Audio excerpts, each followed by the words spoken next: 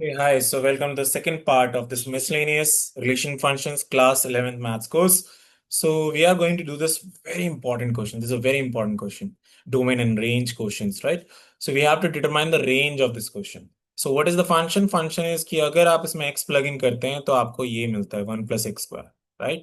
So, in a way, if you want to say, you can say your fx is or your y is actually what? This is the domain, right? So, when you do this, इसके अंदर x डालेंगे तो आपके पास function ऐसा कुछ आएगा।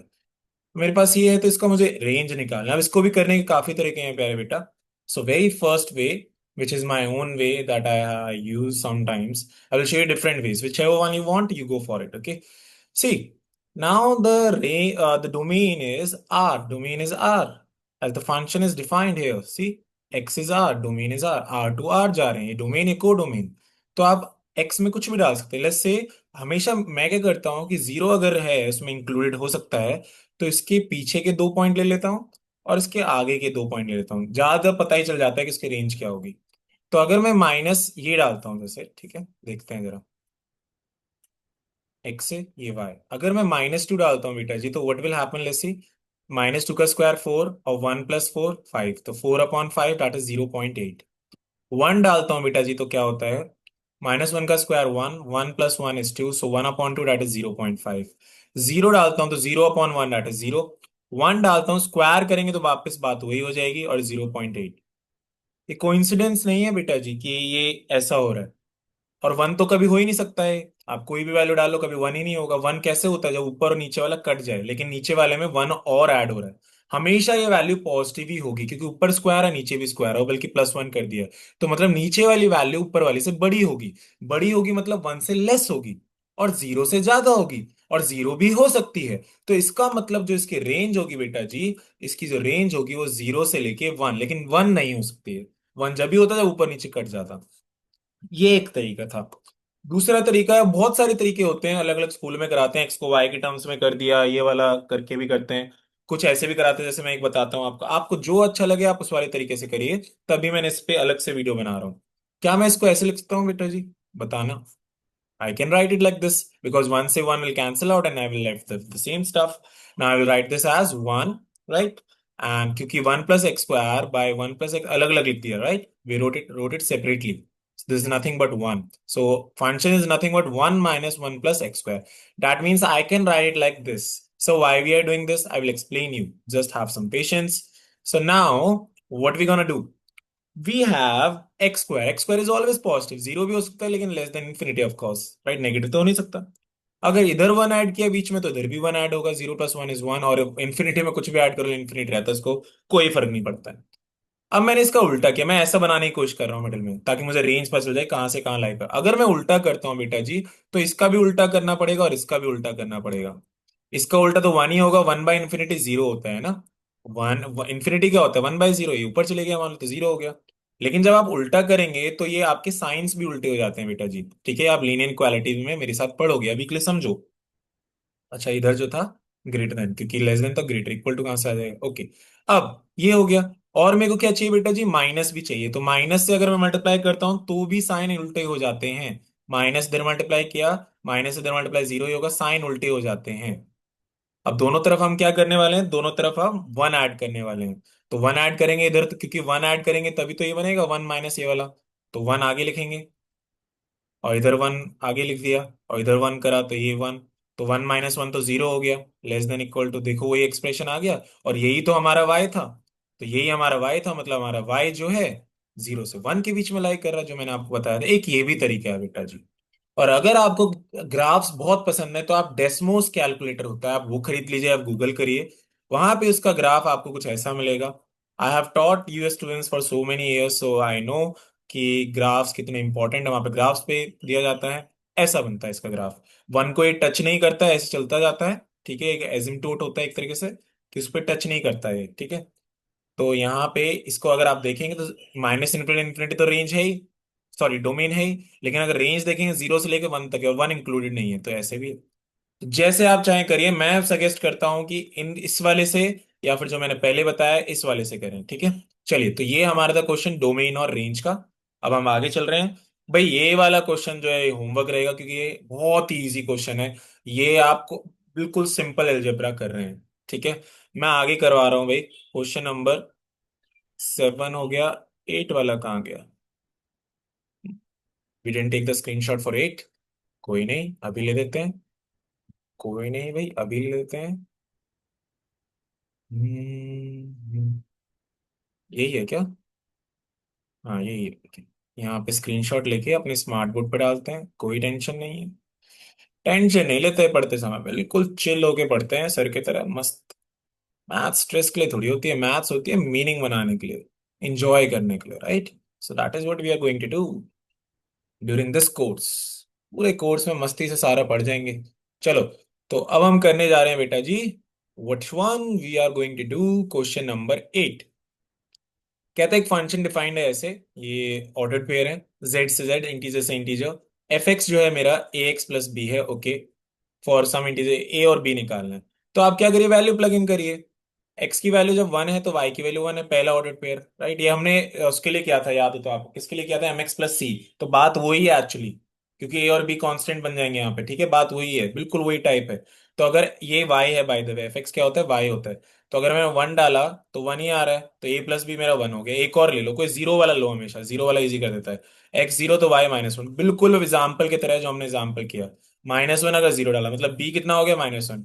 M और सी की जगह ए और बी कर दिया और कुछ नहीं। अगर बी -1 इसके अंदर डालेंगे, सेम वैल्यूज भी सेम वैल्यूज आ रही हैं बेटा जी, तो A2 आएगा, B-1। वैल्यूज बिल्कुल सेम है। पिछली वाली वीडियो अगर आपने नहीं देखी है तो फिर से देख लें। अब ये वाला देखें। ऐसा हमने एक एग्जाम्पल में किया था, तीनों प्रॉपर्टीज हम कर रहे थे, सेटिस्फाई, सिमेट्रिक, ट्रांजिटिव, रिफ्लेक्सिव, ये कह रहा था। इसको हम कहते हैं रिफ्लेक्सिव। ठीक है, अगर हम एक एक जो है खुद से ही अगर रिलेटेड हो जाए, उसको रिफ्लेक्सिव कहा जाता है। अगर ए इज टू बी, अगर B is to A imply कर देता है, उसको सिमेट्रिक कहते हैं। क्लास 12th में पढ़ोगे, उसको कहते हैं ट्रांजिटिव। ठीक है, अभी इतने डिटेल में नहीं जा रहे हैं। और इन तीनों को जो सेटिस्फाई करे उसको भी कुछ कहते हैं, ये सब अभी हम बात नहीं कर रहे हैं। लेकिन थोड़ा सा बता दिया, चलो अब इसको हम करते हैं। क्या इस बार रिलेशन हमारा कैसे डिफाइंड है कि भाई ए बी एक ऑर्डर्ड पेयर है, ये रिलेशन ऐसा है कि ए और बी नेचुरल नंबर्स हैं, एंड ए जो है बी के स्क्वायर के बराबर होना चाहिए। ऐसा है हमारे पास रिलेशन, राइट? तो पहले देखें जरा, क्या पहला वाला सेटिस्फाई हो रहा है? ट्रू है, नहीं है? ए क्या है? ए से रिलेटेड है। अगर मैं A2 लेता हूं तो क्या टू टू के स्क्वायर के बराबर होता है? क्या 4 के बराबर नहीं होता है? तो भाई A is not a relation, इसमें नहीं है डिफाइंड। ठीक है, सेकंड वाला भी देख लो। क्या कहता है कि अगर ए बी से रिलेटेड है ऐसे, तो मान लेते हैं मेरा B2 है, ए भी मेरा 2 है। ठीक है, ऐसा कुछ मान लेते हैं। तो अगर ये जो है हमारा, ये दे रखा है को, मतलब ए बी स्क्वायर के इक्वल है, क्योंकि ये रिलेशन दे रखा है। ठीक है, अगर मैं आपको बोलता हूं ए बी स्क्वायर के इक्वल है, तो क्या बी ए स्क्वायर के इक्वल होगा? हमें ऐसा कुछ चेक करना है। अगर हम बी को 2 ले लूं, राइट, बी को 2 ले लूं, तो ए जो क्या होगा? बी का स्क्वायर, राइट? ए जो है बी के स्क्वायर के बराबर, 2 का स्क्वायर कितना? 4।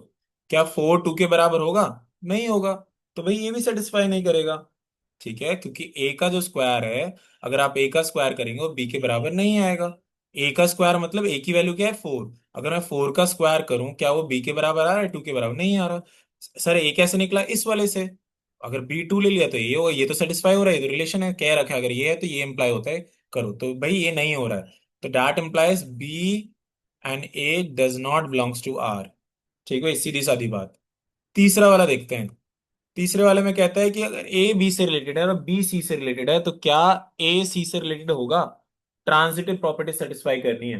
तो हम ये भी कर लेते हैं भाई, कोई दिक्कत नहीं है। देखो, सबसे पहले अगर मेरा अगर मेरा ए बी से रिलेटेड मतलब ए बी स्क्वायर को सेटिस्फाई कर रहा है, और बी सी से रिलेटेड मतलब बी सी स्क्वायर हो रहा है ना? क्योंकि ये दोनों हैं, ट्रू हैं, हमें ये चेक करना है क्या ये होता है नहीं होता। तो अगर मैं C2 लेता हूं तो बी कितना होगा? 4 होगा। बोलो। और अगर B4 हुआ तो ए कितना होगा? 4 का स्क्वायर 16 होगा। बोलो। लेकिन क्या ए इक्वल टू सी स्क्वायर हो रहा है जो होना चाहिए? अगर ए इक्वल टू ए रिलेटेड होना चाहिए सी के लिए, तो ए तो मेरा 16 और सी का स्क्वायर 2 का स्क्वायर होता है 4। तो ये तो इक्वल नहीं आ रहा है बेटा जी। तो इसीलिए हम कहेंगे कि ए सी से मतलब तीनों ही नॉट ट्रू हैं। ठीक है, I hope that make sense. Justify और आंसर इन ईच केस हमने जस्टिफाई किया एग्जाम्पल ले लेके, आई होप इस सेंस बना होगा। चलो अब आगे चल रहे हैं क्वेश्चन नंबर 10 की तरफ, राइट? Question number 10। 10 ही है ना, अब कौन सा आएगा? 9 हो गया, 10, हाँ 10। देखो भाई, हमारे पास ये एक ए है, ये बी है, ये सी है। ठीक है। तो क्या बोल रहा है, क्या f is a relation from A to B? क्या एक एफ जो है रिलेशन ए से बी है? रिलेशन कब होता है? जब उसके सबसेट हो जाए ना, वो ए क्रॉस बी का अगर वो सबसेट हो जाएगा तो रिलेशन हो जाएगा, राइट? तो देखते हैं, क्या ए क्रॉस बी का सबसेट हो रहा है? F is a relation. तो ए क्रॉस बी अगर मैं करता हूं, रिलेशन क्या होता है? ए क्रॉस बी का सबसेट को ही कहते हैं। तो ये सबसेट है, देख लो सारे एलिमेंट्स अगर आप बनाएंगे, करेंगे 1,1, है ना? फिर 1,5, 1,9, 1,11, ऐसे करके देखिए सारे, 1,15, 1,16, फिर ऐसे 2 के साथ, फिर 3 के साथ। तो अगर आप देखेंगे 1,5, 1,5 पे जा रहा है, 2,9 पे भी जा रहा है, 3,1 भी होगा, तो ये सबसेट है। तो yes, it is a relation because it is subset of Cartesian product. Relation पढ़ाया था आपको कि कार्टेशियन प्रोडक्ट। और फंक्शन के लिए क्या होना चाहिए? सारे एलिमेंट्स का सबसे पहले आपकी इमेज होनी चाहिए, और दूसरा यूनिक इमेज होनी चाहिए। तो एफ के लिए सारे एलिमेंट्स की इमेज होनी चाहिए। तो 1, 2, 3, 4 ये कर रखा है, लेकिन देखो ए से बना रहे हैं, ए से बी की तरफ बना रहे हैं फंक्शन। तो ये तो चारों एलिमेंट्स के इमेजेस तो हैं, लेकिन ये देखो टू की दो इमेजेस हैं, और ये पॉसिबल नहीं होना चाहिए। तो no, it is not a function because it has two image, two has two images, ऐसा करके आप बताएंगे, ठीक है? No, because two has two images, it should have unique images, right? तो ये नहीं होगा। और ये रिलेशन क्यों है? क्योंकि कार्टेशियन प्रोडक्ट का सबसेट है, रिलेशन वही होता है, ठीक है? आगे चले, चलिए आगे चलते हैं। कहता है f be a subset of Z cross integer से इंटीजर डिफाइंड है इस तरीके से, a b a plus b. इस एफ ऑफ फंक्शन, फिर से फंक्शन कब होता है? जब यूनिक इमेज होती है, ठीक है? अगर बेटा जी मैं ए जीरो ले लूं और बी भी जीरो ले लूं, ठीक है? तो ऑर्डर पेयर देखें, ए बी जीरो और ए प्लस बी जीरो, ठीक है? Make sense? ठीक है। अब मैंने ए जीरो लिया और बी को वन लिया, ठीक है? ए जीरो बी वन इंटीजर से ले सकते हैं। तो ए को जीरो लोगे और बी को वन, 0 × 1 जीरो आएगा, क्योंकि ए बी है प्रोडक्ट, फिर प्लस किया वन। क्या आप देख पा रहे हो जीरो की दो दो इमेज हो रही है? देखो फॉल्स है तो आपको एग्जाम्पल देना होता है, ऐसे और भी एग्जाम्पल्स होंगे, ठीक है? जो ही थोड़ी और भी एग्जाम्पल्स हो सकते हैं, लेकिन अभी के लिए मैंने जीरो लिया क्योंकि सीधा सीधा दिख रहा था। तो भाई जीरो के टू इमेजेस हैं, since it doesn't have unique images, therefore it is not a function. क्या करेंगे आप? ऑर्डर्ड पेयर में ए बी की वैल्यू निकाल लेंगे, 0 × 0 जीरो आएगा। फिर ए प्लस जीरो किया तो 0 + 0 जीरो हुआ। तो ये बन गया ऑर्डर्ड पेयर पहले, ठीक है? उसके बाद जब आपने करा ए को, इसको, ये तो इसके लिए हुआ। जब इसके लिए किया, फिर से करा ए बी, 0 × 1 किया, जीरो हो गया। फिर आपने ए प्लस बी किया, 0 + 1 किया, वन हो गया। तो इसका ये बन गया ऑर्डर्ड पेयर। लेकिन प्रॉब्लम क्या है कि दोनों की यूनिक इमेज होनी चाहिए, जीरो की जीरो ही एक ही होनी चाहिए, दो दो नहीं हो सकती है, ऐसे दो दो नहीं हो सकती है, ठीक है? चलिए आगे चलें। Last question of this chapter, question number 12, right?